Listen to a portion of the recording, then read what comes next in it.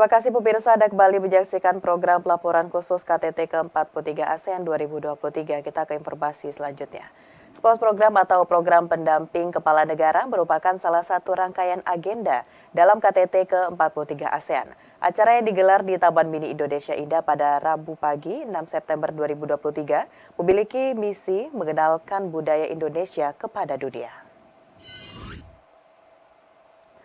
Ibu Iriana Joko Widodo memimpin langsung pembukaan spons program di Taman Mini Indonesia Indah, Jakarta Timur. Acara pembukaan disambut dengan tarian daerah yang ditarikan oleh anak-anak sekolah.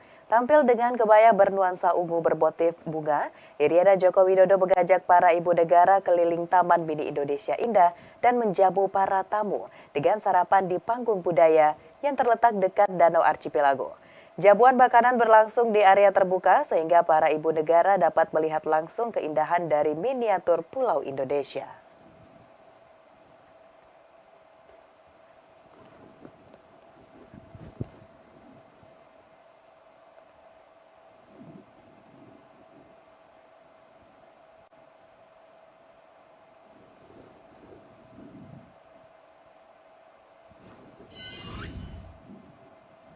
Hutan Kota Gelora Bung Karno akan menjadi tempat bersejarah di mana para kepala negara ASEAN dan mitra ASEAN makan malam bersama pada Rabu 6 September 2023. Jamuan makan malam menjadi diplomasi gastronomi pemerintah mengenalkan lebih dalam keberagaman budaya Indonesia.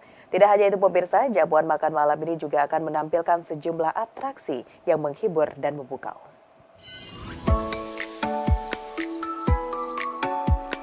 Pemerintah Indonesia selalu memberikan yang terbaik dalam setiap gelaran acara internasional. Seperti halnya pada KTT ke-42 di Labuan Bajo, pemerintah menampilkan sesuatu yang berbeda pada KTT ke-43 di Jakarta.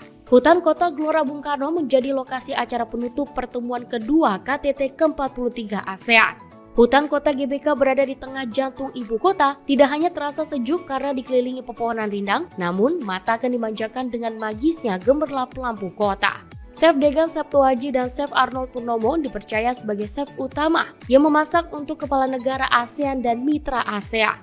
Kedua chef akan memastikan presentasi sajian terlihat mewah, namun kaya akan cita rasa khas Nusantara. Kita ingin menyajikan di sini adalah masakan Indonesia. Karena kita ingin menunjukkan masakan Indonesia dan masakan Indonesia zaman sekarang sudah bisa go international. Ya. Dari segi penampilan, jelas dari rasanya tetap rasa autentis, tapi penampilan dan cara teknik masaknya juga harus bisa sama dengan standar internasional. Yang saya harapkan adalah bahwa masakan Indonesia kita ini bisa diterima dengan baik oleh kepala-kepala negara lainnya. Semoga tamu-tamu yang hadir di KTT ASEAN ini bisa melihat bahwa masakan Indonesia itu sangat pantas untuk bersaing di dunia dan juga memang udah waktunya makanan kita itu mendunia. Chef Arnold yang sebelumnya telah menangani jamuan makan malam di G20 dan KTT ke-42 Labuan Bajo turut mengundang juru masak sebagai bintang tamu spesial. Dirinya mengatakan tema gastronomi kali ini yakni Nusantara on the Forest. Diharapkan tema dari sajian ini dapat diterima dengan baik oleh para kepala negara KTT ke-43 ASEAN. Jadi untuk mendapatkan inspirasinya, kan kita sudah ada temanya Nusantara Urban Forest, tapi untuk inspirasi setiap hidangannya itu kita lempar untuk setiap tim menyediakan menunya. Requestnya adalah yang pasti makanan harus mewah, megah, nikmat, enak, dan juga yang pasti chef-chef muda seperti teman-teman kita yang ada di sini, kecuali beberapa yang sudah tua seperti saya, untuk diangkat dan juga diberikan panggung di acara internasional KTT ini dengan makanan Indonesia dan juga setiap teman-teman yang ada di sini untuk showcase culinary skill dengan acara yang sangat luar biasa ini. Selain menyajikan makanan-makanan yang mewah dan tetap bernuansa Nusantara, para tamu gala dinner KTT ke-43 ASEAN juga nantinya akan dihibur dengan sederet artis tanah air yang akan diiringi dengan dance percussion serta beberapa penari latar dan tak lupa penampilan I Move Dancer. Juga Gita Bumi Voice yang diiringi oleh musik dari Purwacaraka Orkestra akan mewarnai gala dinner KTT ke-43 ASEAN pada malam hari ini.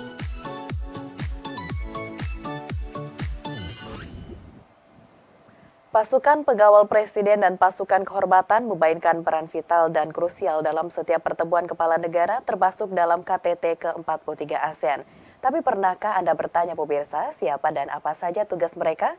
Berikut kami hadirkan sosok di balik pengawalan para kepala negara KTT ke-43 ASEAN.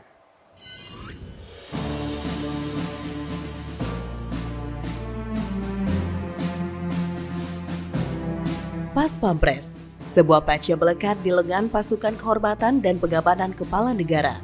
Patch tersebut melingkar di lengan pria berseragam hitam lengkap dengan atribut topi, ikat pinggang, dan pedang. Mereka dikenal dengan pasukan kehormatan atau pasukan Cordon dari Yonwal Protnek Pas Pampres. Seragam hitam yang dipakai merupakan seragam khusus yang digunakan untuk menyambut tamu negara dan acara resmi tamu negara. Sementara pasukan kehormatan berseragam merah adalah pasukan yang menyambut tamu negara di Istana Negara. Tujuan Pasor itu dan juga Gordon digunakan untuk menyambut kedatangan kepala-kepala negara yang menghadiri KTT ASEAN Summit ke-43. Yang disajikan itu menurut saya itu bajunya beda. Bajunya dengan pemakaian obinya. Nah, kalau kita yang menggunakan ya pada saat kepala negara-negara di istana kita menggunakan merah putih.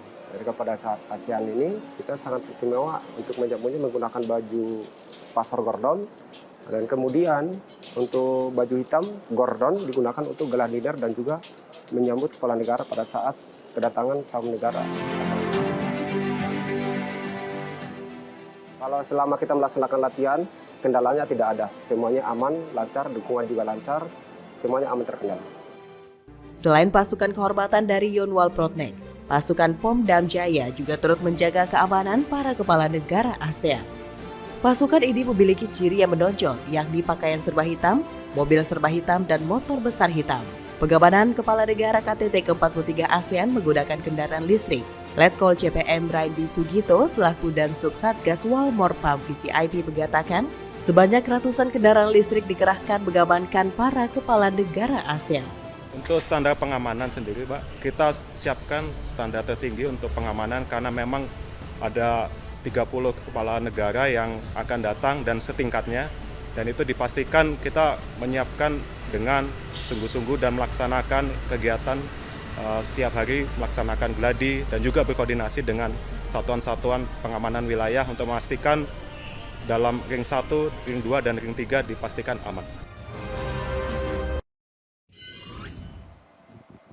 Pemirsa, kesuksesan penyelenggaraan KTT ke-43 ASEAN tidak terlepas dari keamanan siber. Simak selengkapnya dialog cegah ancaman siber KTT ASEAN BSSN siaga 24 jam. Bersama rekan saya Bilkis Sabila.